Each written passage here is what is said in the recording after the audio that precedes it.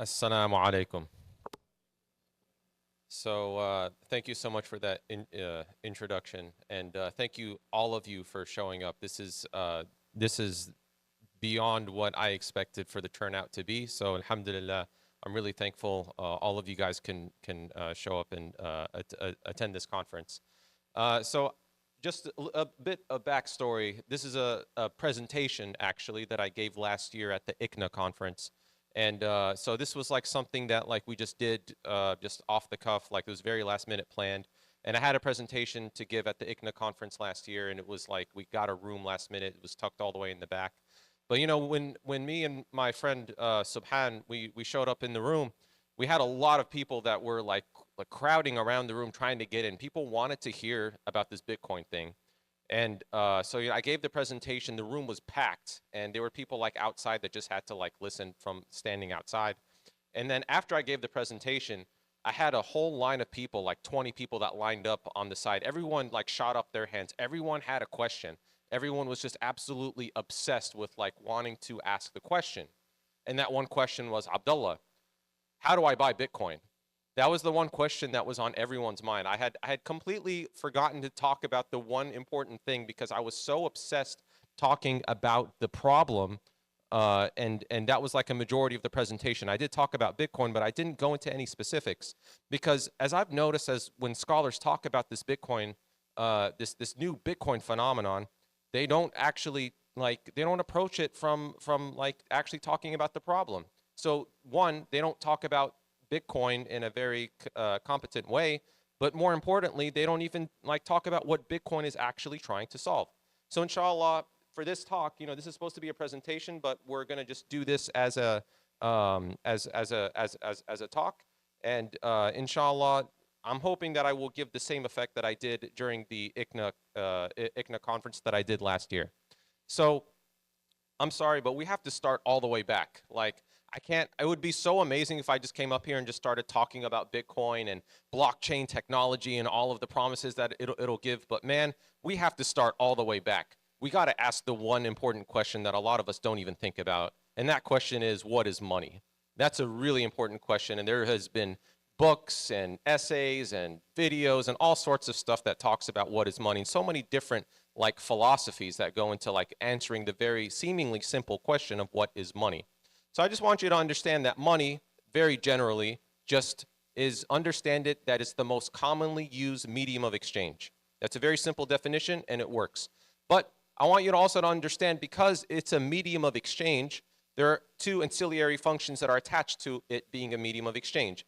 So that's so first of all, we have a medium of exchange, store of value, and unit of account. All of these are interrelated. You can't really have a medium of exchange without having a store of value or unit of account. So I want you to understand money in terms of its functions and serving these functions. And throughout this talk, I want you to keep in the back of your mind that money is a protocol. Protocol meaning it's just a set of rules that we all agree to. Now, this does not mean that money is arbitrary and that we can just choose anything to be money. That's one of the things that a lot of people have this misconception is that like money is just this collective hallucination and that we can all just use money as long as we all agree to it. It's not really how money works. Money is a very real thing. Money emerges in a very realistic way to solve an actual real problem that actually, if you think about it, we would not be able to have civilization without the technology of money. I mean, just to give you a personal example, so a lot of people don't know this about me, but I have 5 kids. I have a 7-year-old, 5-year-old, 2 3-year-olds, and one that's almost 1. And I'm a very, very busy dad. I have a full-time job, and like, you know, my Twitter account is very infamous where I'm constantly arguing with people online. So I don't have time to go to the grocery store and get groceries. So what I do a lot of the times, me and my wife, we'll actually order online. And we get to choose the different groceries that we want. And from this app will go and assign a driver. The driver will go, you know, get in his car. He'll go to the grocery store and he'll get to pick all of the items that we've chosen. He puts them in his car. He goes, drives up to our house, and then he drops off all of these groceries. But if you think about all of the processes and all of the stuff that made that happen, I mean, in every step of the way, there's a price, right? There's a price for the app that I'm using. There's a price for the driver getting paid. There's a price for the car that's being made, that the guy goes into the car to go and picks up the groceries. There's all of the processes and all of the production processes that are used in producing all of the groceries and the shops and the like the transportation. All of this stuff has all of these things have prices. And it's unfortunate that a lot of people, and a lot of Muslims especially, will lament about, like, the evils of capitalism. But if you understand the actual price mechanism of the market, it serves a very, very valuable function. It's giving you the signal of what's valuable and what's not. Prices is what allows you to coordinate economically. Prices is what allows you to have the nice things like civilization. I mean, this conference would not be able to happen without the technology of money. So I want you to also understand that money is what allows you to build civilization. It's like the blueprint that allows you to get everything else to actually, actually I have a definition I just want to read out. Money is the protocol that facilitates economic coordination to help the development and advancement of civilization. I want you to really appreciate that, because without money we would not have civilization. So how did money originate? So there's lots of different theories about how money originated, but just for the purpose of this talk, understand that before money, people bartered with each other. So instead of having a common unit of account, instead of having a common unit of account or a common medium of exchange, what people ended up doing was that, like, let me give you an example. If I had some if I had some milk and I wanted some chickens from my neighbor, but my neighbor's lactose intolerant, he can't drink milk. But what my neighbor needs is a new pair of shoes.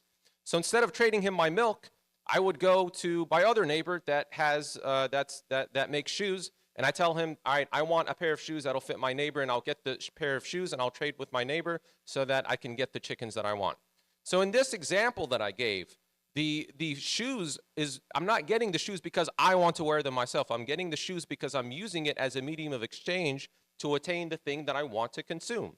So as you can see, this is a very unrealistic way of coordinating economically. So if you had, for example, a market of 10 or 20 goods, you have to know the relative prices of all of these goods. Like a no price system can emerge because you have all of these different combinations of all of these different relative prices, and barter just becomes a very unwieldy way to actually coordinate economically.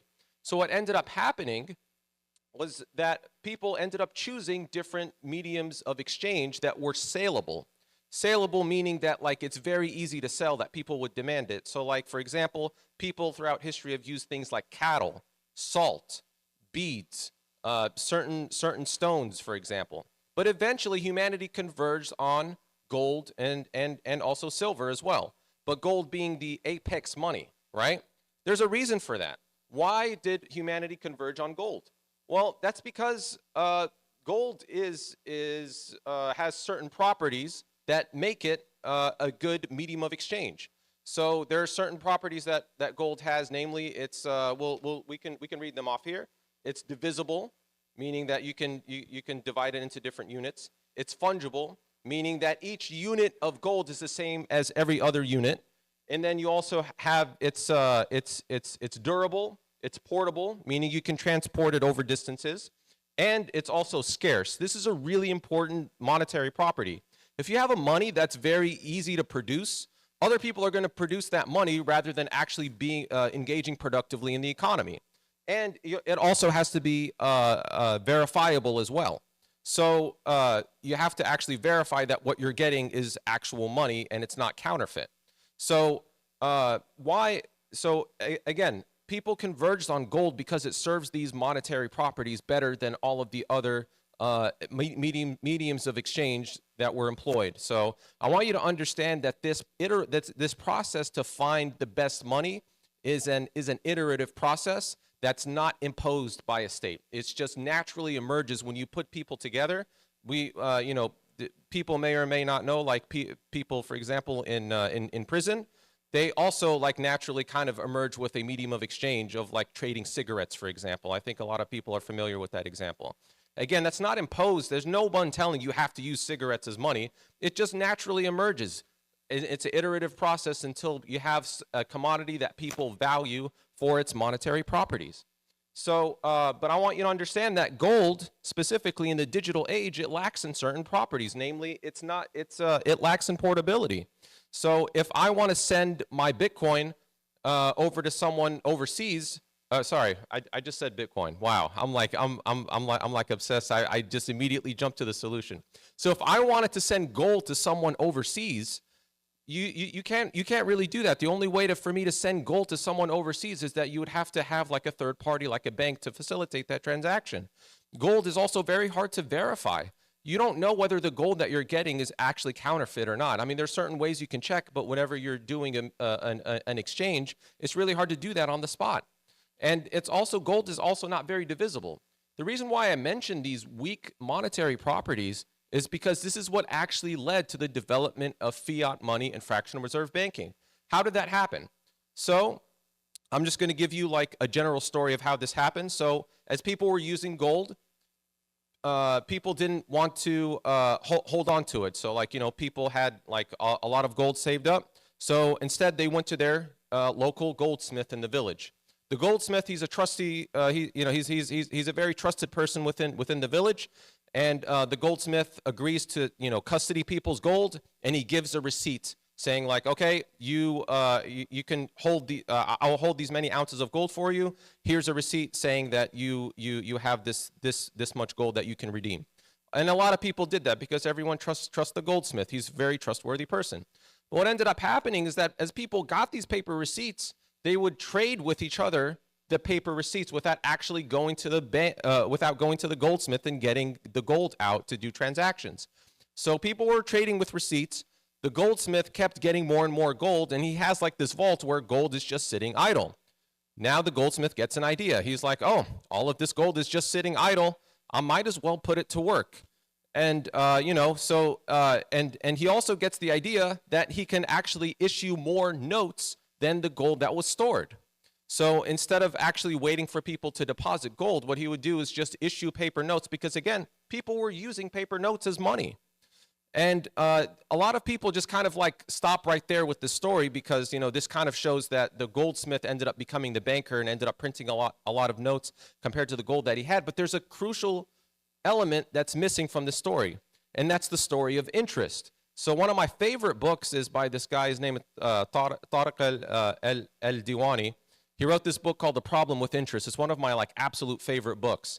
And what's interesting about this phenomena that he talked about in this book that really opened my eyes is that it wasn't just that the banker issued more notes than the gold. What the banker ended up doing is he ended up lending those notes, and then the person that took out the loan, he'd pay back the loan with interest. Why did the banker do that? Because if the banker, and he was a goldsmith, now we're going to call him a banker, if he issued more notes than the gold, eventually he would be found out. People would come and redeem their gold, and it would he would end up being exposed as a fraud. To get around this, what the banker ended up doing is loaning out the paper notes, and then the paper notes would come back, and that loan would be extinguished, but he would make money from the interest on that loan. So essentially, this operation of keeping gold transformed into an operation of interest-bearing loans, because that was the way to keep this sustained. He was able to print money, he was able to issue loans, and he was able to profit from interest. And that is kind of like how banking developed.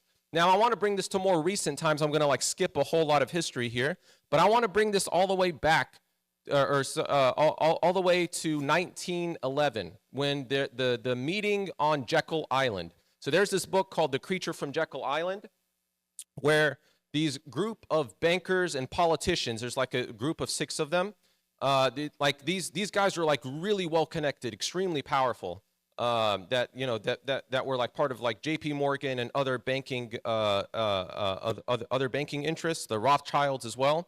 They met off this bank off the coast of they met off the coast of Georgia at this place called Jekyll Island. And this was kind of like marketed in the media as like a duck hunting trip. It was like shrouded in secrecy. It's really, the reading about this, the history of this is crazy. It's insane. But really, this meeting was to draft a way to create a central bank for the United States. And so from that meeting, they ended up, the Federal Reserve Act was passed in 1913 by Woodrow Wilson. And it was really like sneaky how they did this. They had the Federal Reserve Act, but they also had like an opposing act called the Aldrich Plan that was named after Senator Aldrich, who was one of the who was one of the people that attended the Jekyll Island meeting.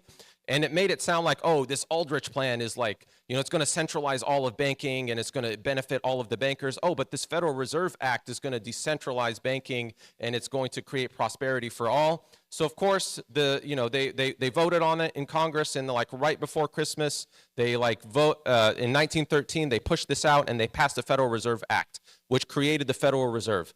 Once this was set in motion, like humanity's fate was set in stone. So after this central bank was developed, World War I happened, and then you had the 1920s with lots of money printing. But then something happened in 1933 with Executive Order 6102.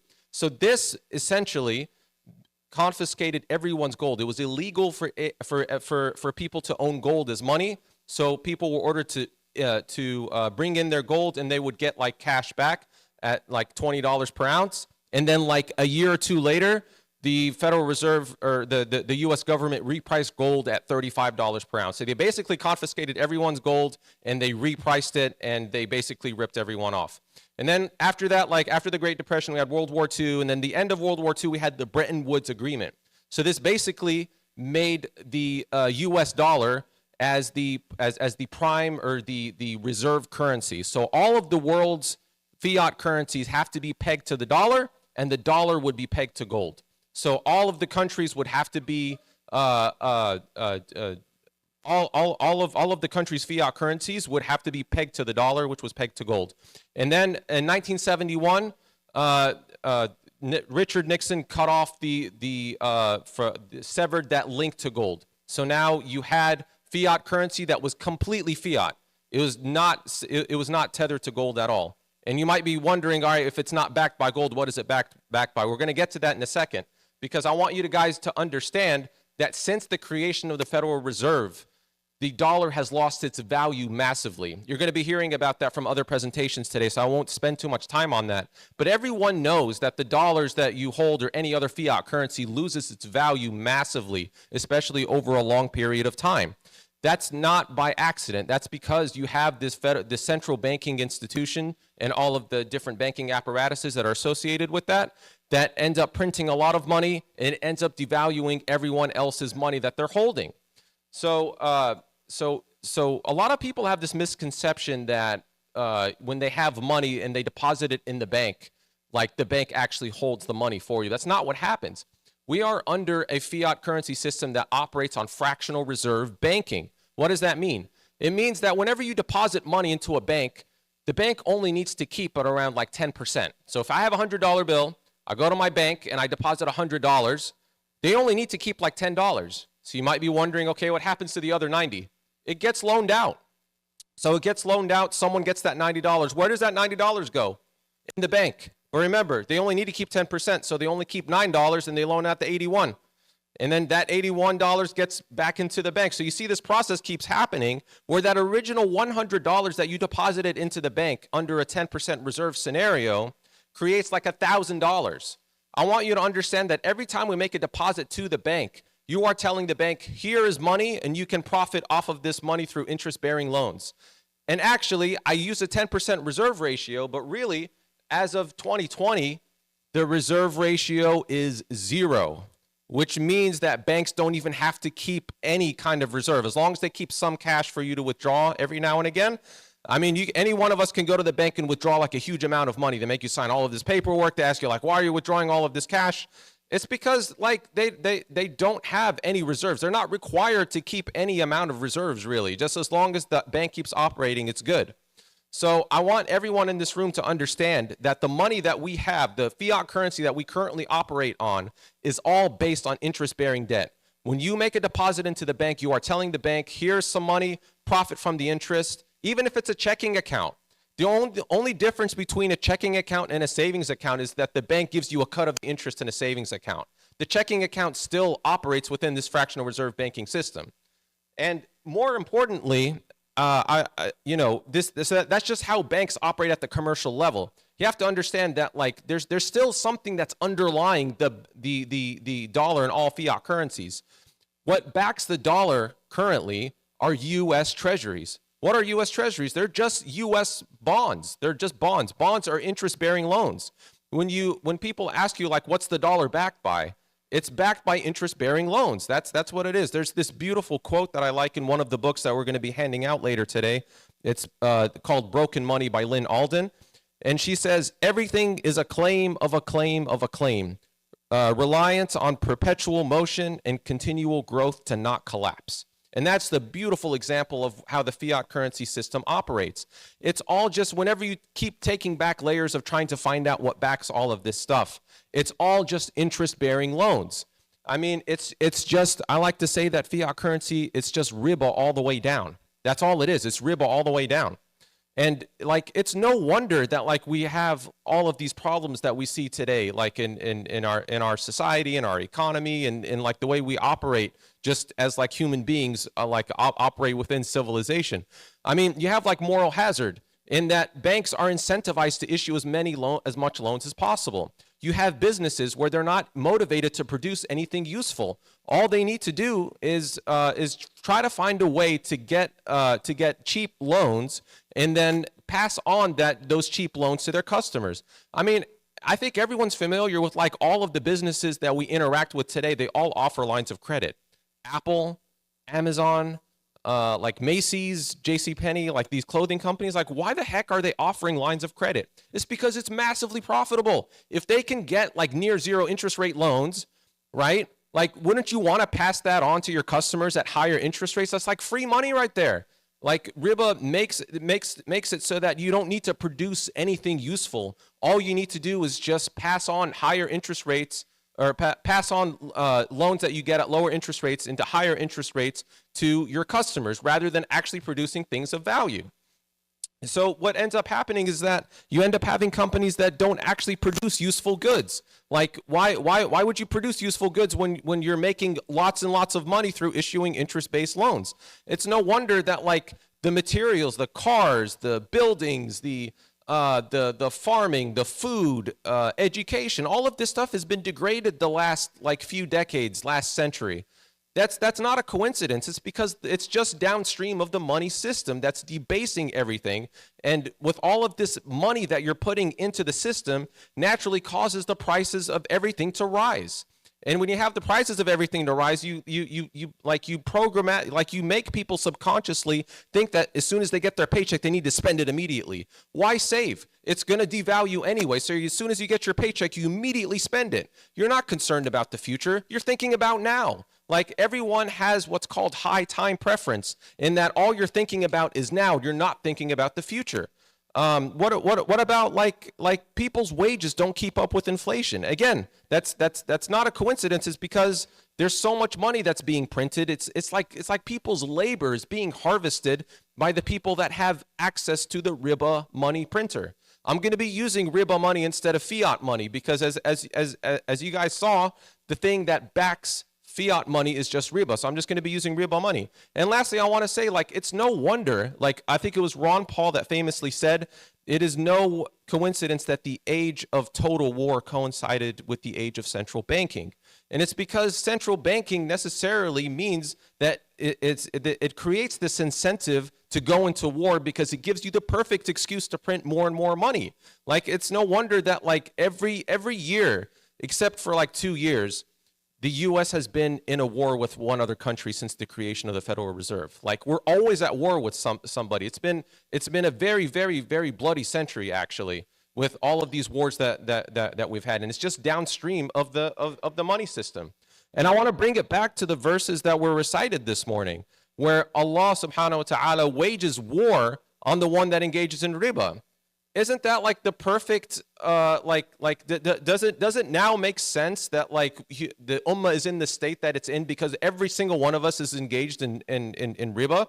Like it's no wonder that like it's the ummah right now, we are currently at war with Allah because we choose to engage in riba-based loans. We choose to engage in the Riba-Money system. Like it gives us like so much context when you look at it this way.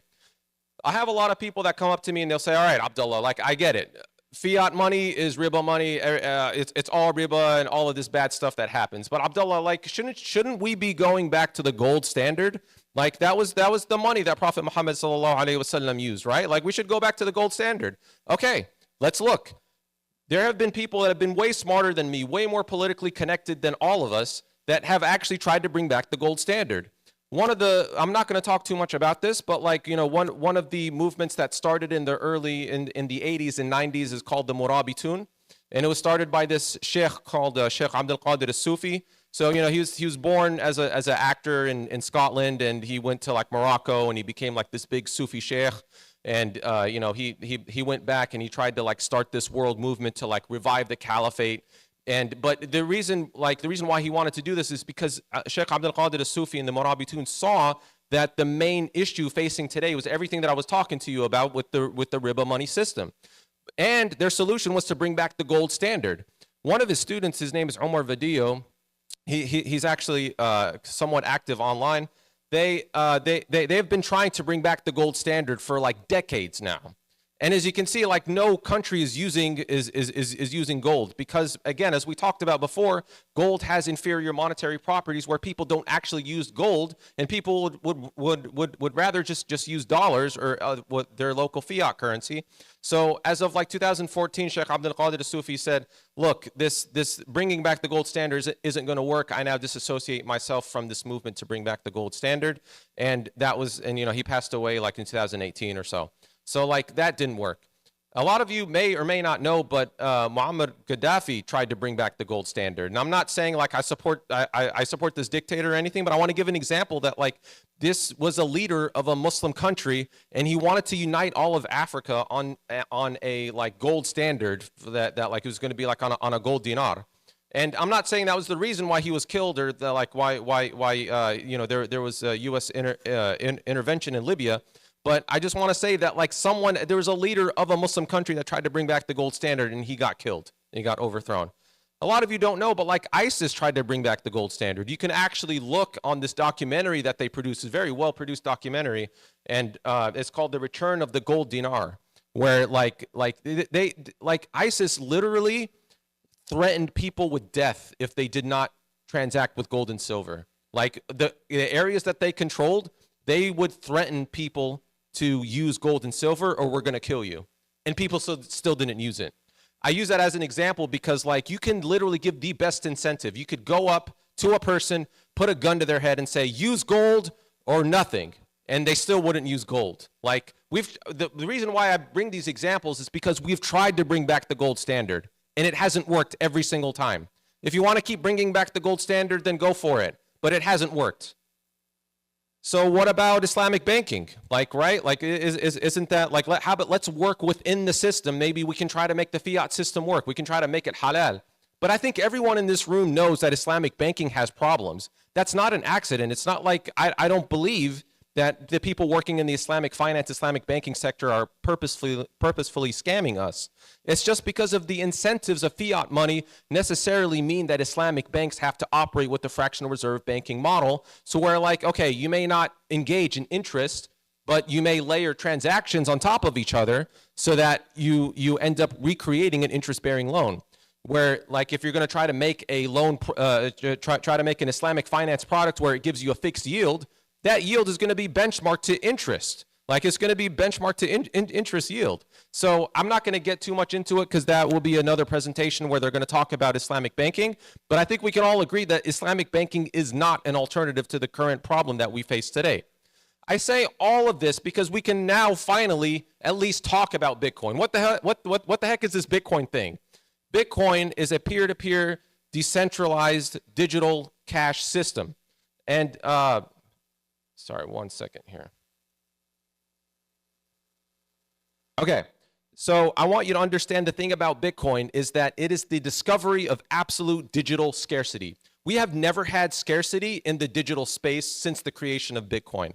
Whenever you have a file, whenever you have like an audio file, text file, video file, whatever, you can copy and paste that, and it's very easy and trivial to do. What Bitcoin did was that it gave you something where you cannot copy and paste. You cannot recreate it without expending physical energy. The only way to create more Bitcoin is you have to engage in the mining process. You have to engage in what's called proof of work, where you have to show that you have to show proof that you expended energy, and then that is how more Bitcoin are created. But understand that there's a set limit for Bitcoin at 21 million that cannot be breached. Why can that not be breached? It's because Bitcoin is a decentralized currency where everyone gets to enforce the rules of the network.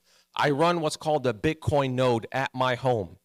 The Bitcoin node lets me enforce the rules of the network so that if I can check new transactions, new blocks that get in, and if they're outside of consensus, guess what? They get rejected.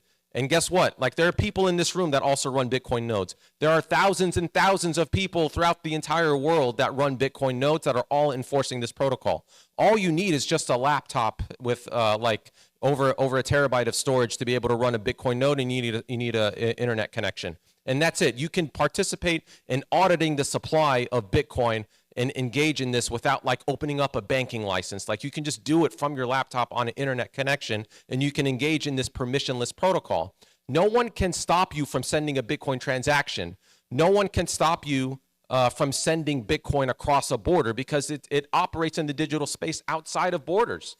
And I want you to also understand that, like, Bitcoin is open source. A lot of, like, you hear like a lot of these fatwa that talk about Bitcoin being used for criminals, and that it's this underground thing and we don't know who created it. But the code is open source. You can go and look at the code yourself, and you can run it on your laptop and engage in the Bitcoin network. So there's nothing secretive about this. And also, what's awesome about Bitcoin is that it's digital in nature, which means that you can send it over large distances, and it's also divisible. Each Bitcoin is divisible to 100 million units. And we're going to go over the different aspects of Bitcoin throughout the different presentations, but I just wanted to give you the highlights of what the monetary properties and characteristics of Bitcoin are. So again, I want you to understand that Bitcoin is a protocol. Just like how we talked about with money being a set of rules, Bitcoin is a protocol. Everyone in here uses protocols. You use HTTP, you use SMTP for email, you use FTP. Like, we use all of these protocols when we engage in cyberspace. But as soon as we have a protocol for money, you start freaking out. Like it's just a protocol. The Bitcoin is a monetary protocol. It's a set of rules that we all agree to use for money, specifically in this case. And I also want you to understand that Bitcoin is different from the rest of the crypto space.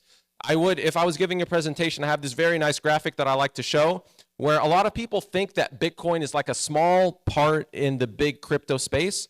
But really what it is that Bitcoin is separate, where crypto is just a part of the broader fiat system. Why do I say that? It's because all of these different cryptocurrencies are centralized in some way. Almost all of them have a founding team or a founding startup where they promote this coin, where they're constantly altering the monetary supply, where they're constantly like altering the economic policy of it. They're constantly adding extra technical changes to it. If you keep digging more and more into crypto, you realize that it operates as a stock, as a security. It's not money. And because crypto is not money, it cannot solve the Riba-Money problem. Bitcoin, on the other hand, is decentralized. There's no there's no like founding startup or anyone. There's no one that controls the Bitcoin network. Anyone can participate in the Bitcoin network by running a node or mining it. But no one owns the Bitcoin network, whereas all of these cryptos are owned by different companies or different founding startups that are all operating in the same way that fiat operates. So I like the title of this presentation. If I was giving this presentation, it would be called Bitcoin, the anti-Riba monetary protocol. Why do I say it's anti-Riba? Because it has so imagine on a Bitcoin standard, you have money that's on a fixed supply. So people are incentivized to save it. So now, instead of having the fiat monetary system where you're constantly incentivized to spend, consume, you have Bitcoin that has a fixed supply, so you're more likely to hold on to it. And when you're more likely to hold on to it, you have savings. We can now save again. And instead of, now that people are saving, it disincentivizes lending.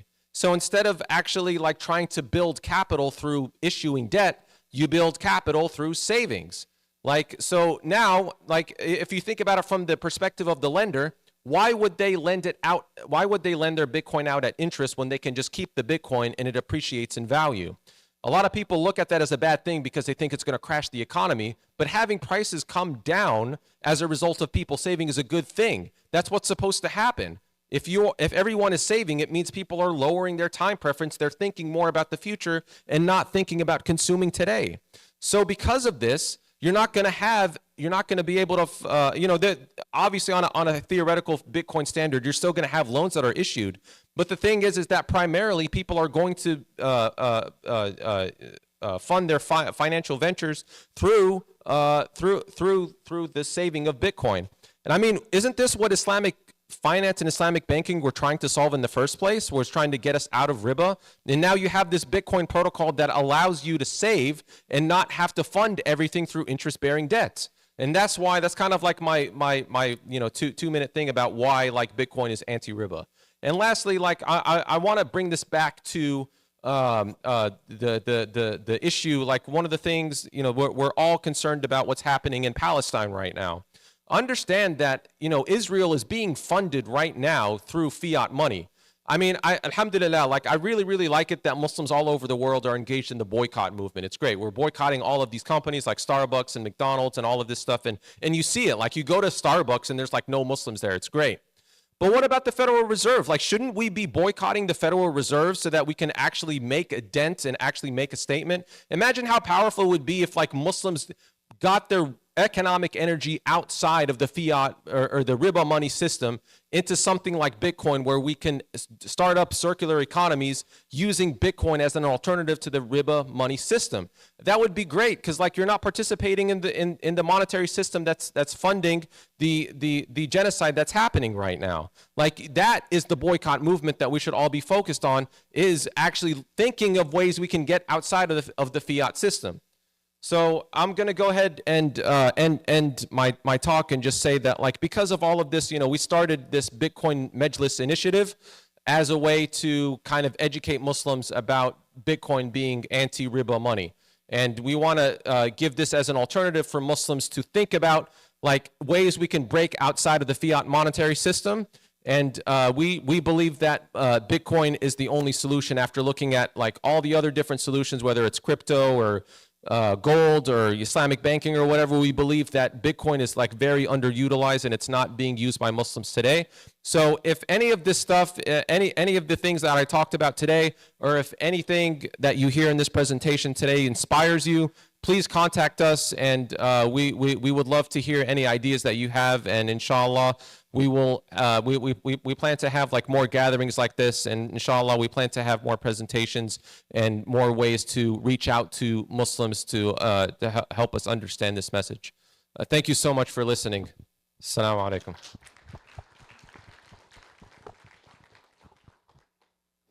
All right, I think we have time for a couple of questions for Brother Abdullah. Would anyone like to ask a question or pass me a note card? I'll come to you.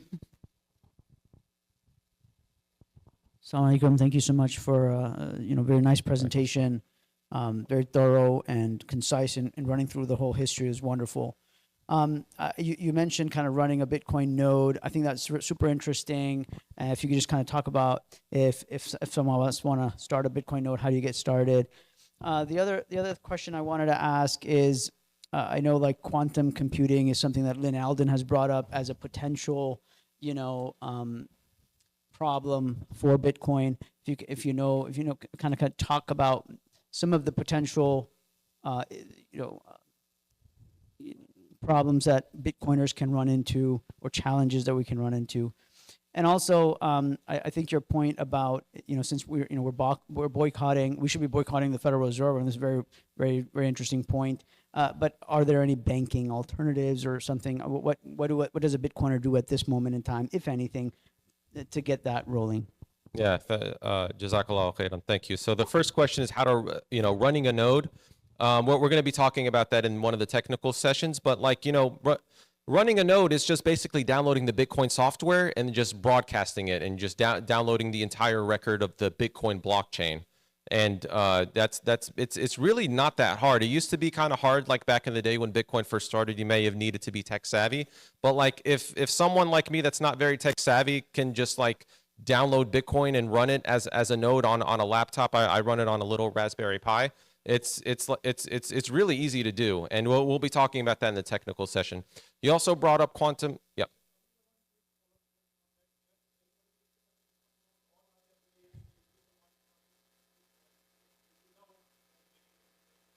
Yeah, so you don't have to run a node, but like it's definitely something as you start using Bitcoin more and more, it gives you the advantage of like having transactions that are more private and done in a more sovereign way, where you are connected to your own. Like whenever I send like Bitcoin transactions, I'm connected to my Bitcoin node at home all the way back in the Portland, Oregon area. So like anyone can run a node, and you don't have to participate, but it's definitely something. It's what I'm trying to say is that it's very easy to run a Bitcoin node. It's not that difficult. As far as quantum computing goes, I think that's one of the contentions against Bitcoin that's kind of valid. I don't see it as a threat anytime soon, and if it was ever a threat, I think it's definitely something that like Bitcoin can upgrade itself in that case. If like, quantum computing was coming and it was going to steal everyone's Bitcoin, I think there would be some avenues to be able to like upgrade in that case. But I just currently just don't see it happening anytime soon. The last question was asked about like looking at different banking alternatives. I mean, we have been looking at, Muslims all over the world have been looking at banking alternatives. I mean, understand that one of the things I didn't mention in the talk is that every Muslim country today holds on to U.S. treasuries. Like pretty much almost every Muslim country holds on to U.S. treasuries. They have interest-bearing loans. They operate on the fiat currency system. So if you try to set up a banking system that interfaces with that underlying monetary system, it necessarily has to engage in interest-bearing loans. There's like you can't operate in such a way that where you don't engage in fractional reserve banking, because fractional reserve banking is the fiat currency system. So if you did find some way for alternative banking, it's just not going to work, because that necessarily means you have to engage in fractional reserve banking. Yes. So for running a Bitcoin node doesn't really give you, like, you don't make money from it. If you want to actually like, participate in Bitcoin and make money, you have to get, you have to mine. You basically have to engage in the proof of work, where you have to expend energy and you solve the cryptographic puzzle. And if you're one of the people that one of the miners that solve it, then you get paid out based off of a certain preset block reward. So there's not really any monetary incentive for a node, but it does give you the ability to be sovereign, so that you don't have to rely on someone else's node. You don't have to rely on some other third party. You can verify your own transactions with your node, and that node broadcasts that transactions. You are like you're not dependent on banks. You're not dependent on governments. You are just reliant on Allah. Like you're not, like, I love talking about that, because like when you like operate in a Bitcoin way, you become more sovereign, in that the only person, or sorry, the only thing you answer to is Allah. Like I don't have to worry about my funds being confiscated when I talk about Palestine online, right? Like we hear about like Muslims getting debanked, right? Like I don't have to worry about that, because like how are people gonna like steal my Bitcoin if I'm talking crap about Israel? Like it's, I think that is the mentality that like Muslims should be approaching this.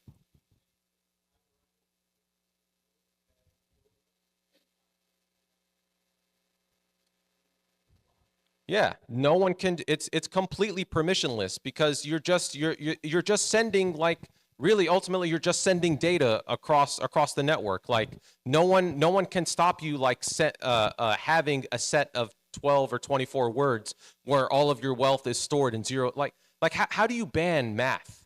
Like that's what you have to do if you want to stop people from transacting in Bitcoin. You have to tell people stop using math. And that's just like not feasible. That's the only way you can ban people from using Bitcoin, because ultimately it's just numbers. Like that's the beauty of it. A lot of people think about that and say like, oh, Bitcoin is not real because it's just like zeros and ones. But like this is like it's a good thing that it's just digital, because it makes it very hard for governments and banks and Zionist-owned institutions to ban you. Yeah, and it doesn't discriminate at all. So we've got a lot of questions, but we're at time because we need to start our next session. So if you could just put your questions down on the index card. Brother Abdullah is around all day long. You can chat with him in person. we'll collect those index cards. This brother had a really quick question, which I'm going to allow, and then we need to set the stage for the next speaker. Thank you. Okay. Sure. Thank you so much. Again, they say that when you are in doubt, you zoom out, right? So we understand what causes volatility for stocks and other stuff. It's very hard to put a finger on what causes volatility for Bitcoin. We keep hearing, and I mean, I understand it's decentralized, but it's a mystery. What causes the volatility? That's a very good question. That's more of an economic question because you're asking what causes the price of things to go up and down. And the very simple answer to that is that Bitcoin goes up and down because people are buying and selling it. But understand that Bitcoin is trying to monetize from zero. Like understand if you're going to have a monetary system that emerges from zero, it's going to be volatile. Even technologies that come out don't get adopted in a linear way, right? Like it would be amazing if we had Bitcoin that just naturally there's no volatility, it just keeps going up and up and up. But because Bitcoin is monetizing from zero, people don't understand it. The market is just very irrational in buying and selling. It's just basically based on what people prefer. It's going to go up and down. There's going to be volatility. And I mean, I think that's something to address, but it's just the reality of having a money that's literally monetizing from zero. And Bitcoin right now is like at 1.6, $1.7 trillion market cap. I mean, if you think about it, compare it to the fiat dollar system, which is like 300 and something trillion, there's going to be a lot more volatility on that way to, if it's going to challenge the fiat monetary system, it's going to be volatile just like it is now. And I think that's something that we're just going to have to deal with. Like you can't control the market and tell them to stop buying and selling. The volatility is going to be here, and that's giving you the signal that something is happening. Bitcoin is monetizing from zero. Okay, inshallah. Yeah, I'll be here all day. All right.